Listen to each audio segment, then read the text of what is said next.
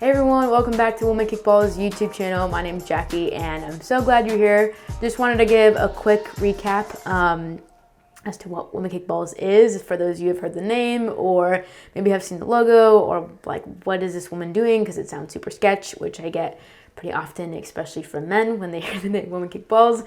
So yeah, just wanted to give a quick introduction and explain a little bit more of what today's video is going to look like. So yeah, I'm an independent sports journalist / content creator and do a lot of freelance work as well. And so Women Kickballs is my own company, which is really cool and exciting and also really challenging because your girl doesn't know how to do taxes. And so yeah, I'm figuring out a lot of those business aspects to it as well. But I consistently cover the NWSL and US Women's National Team, and I'm either on the sidelines taking photos, or I'm in press conferences talking to players and coaches as well. So if you want to follow me on Twitter, you can do so right here. It's just at Women Kickballs, and I'm always live tweeting press conference updates or different news in the NWSL, so that's always a great way to get some instant updates as well. And yeah, if you also want to stay, I guess, even more in touch, you can subscribe to my newsletter, which is basically just anytime I write an article, you are the first to know about it. And you also get a free sticker, which is really cool. I don't have any on me right now, but I'll just post what it looks like here. So yeah, you can get a free sticker when you subscribe to womankickballs.com. And I actually have a goal to get 5,000 email subscribers by the end of 2023, which is insane because that's just such a big number. But when I had my goal to get 500 email subscribers, I also thought that was a big number, and it ended up happening. So you know what? I think we can do it. And yeah, would love to have just whoever wants to come on this journey with me. You can subscribe for those updates as well. But we're gonna go ahead and get into some of the updates from the NWSL, and specifically with some of these playoff games as well. There's lots going on. So this is just gonna kind of cover the past week or so. I'm not gonna get too much into the Sally Yates report findings, as not only does everyone and their mom know about that stuff already, but I also know some of it can be triggering as well. And also there's going to be more updates on that, as well as the NWSL Players Association is coming out with their own separate investigation. So we'll actually be hearing more about that in this next month. So yeah, lots to keep up on, but let's go ahead and dive into it. So with these updates, I'm going to do them in chronological order here as they've been happening. So just going to kind of keep it short in bullet point format since there's lots of stuff going on. So we're going to start off with Gotham, because initially Dami Richardson and Nicole Baxter made statements on their personal social media accounts announcing that they weren't returning to the club.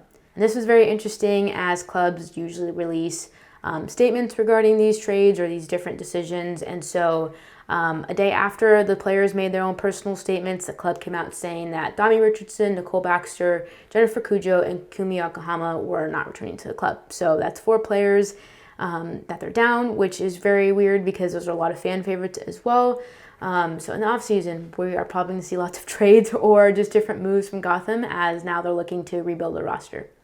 And then on Sunday, we saw the first round of the NWSL playoff games, and the Houston Dash actually made a new record in the NWSL, as they had 21,284 fans, which was the most ever for a playoff game.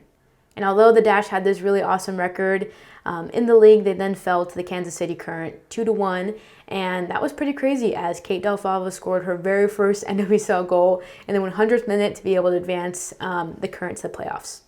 And later on that day, San Diego Wave FC hosted the Chicago Red Stars, and then they broke the NWSL playoff attendance record, as 26,215 fans were at Snapdragon Stadium. And the Red Stars initially scored the first goal, but then the Wave came back and scored, as Alex Morgan scored the game-winning goal in overtime. So that was pretty crazy as well, which means that these semifinals are going to be super intense, as a lot of these good teams are coming down to the wire. So I'll actually hop back into some of the playoff stuff towards the end of this video.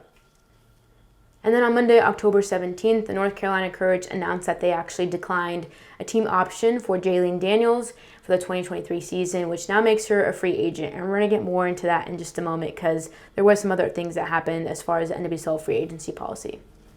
But now jumping back to Gotham, because again, trying to go in chronological order, and lots of stuff happens on a daily basis. But Gotham then also announced that they re-signed forward/defender Taylor Smith to a 3-year contract. So although there's some uncertainty as to why the other players weren't extended with their contracts, at least we had something from Gotham. So there goes that. Okay, so now back to the NWSL free agency stuff. That's a whole nother thing in and of itself. But basically there was a disagreement regarding the policy from the CBA. And so then there was an arbitration process regarding the free agency. And so now there's basically 22 additional players who are now free agents in the league. So I'm sure we're going to see lots of trades and different moves from teams, especially ahead of the NWSL draft as well. And for some of our final player updates here, earlier this week it was announced that Jess McDonald from Racing Louisville will actually be on loan in Australia with Western United FC. And then pretty soon after that, Racing actually announced their second player that's going to be on loan to Australia, and that is none other than Alex Chidiac, who is from Australia. So she's going back to her former club, Melbourne Victory FC. So although those two players are now out on loan, they'll actually be back in the NWSL for the 2023 season. So they're good to go for that. And wrapping everything up with the NWSL semifinal games. So this weekend, the Portland Thorns are hosting San Diego Wave FC at 2 p.m. Pacific Standard Time and 5 p.m. Eastern Time. And then Oil Reign, who are actually trying to break their attendance record. They've already sold over 13,000 tickets, but they are still going for it at Lumen. So they're hosting the Kansas City Current at 4:30 p.m. Pacific Time and 7:30 p.m. Eastern Time. So if you live in Seattle or nearby, be sure to check that out because that's going to be such a great game. And what a cool way to be part of history. All right, so that's a wrap in terms of all the updates from the NWSL from this past week or so. And yeah, if you're watching the playoffs games this weekend, I hope you enjoy it. It's going to be crazy. I'm excited and looking forward to it. And next week, I'll actually be sharing more about my career advice or insights. So yeah, you don't want to miss out on that. I often get a lot of emails or different DMs on social media asking, or people asking me for advice or whatever. And so this is the place where I'll be talking about some of my career insight and yeah, there's so much that goes on, especially as I do a lot of this on a freelance basis as well. So looking forward to that. And yeah, see you all next week. So enjoy.